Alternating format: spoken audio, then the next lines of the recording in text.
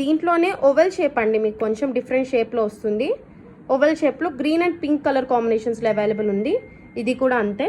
So ఏది కావాలో అది మార్క్ చేసి మీరు పెట్టుకోండి అండి. సో బెటర్గా మీకు ఈజీగా ఉంటుంది అనమాట. మైక్రో ప్లేటెడ్ వస్తుంది, premium quality, Ganga Jamuna finish.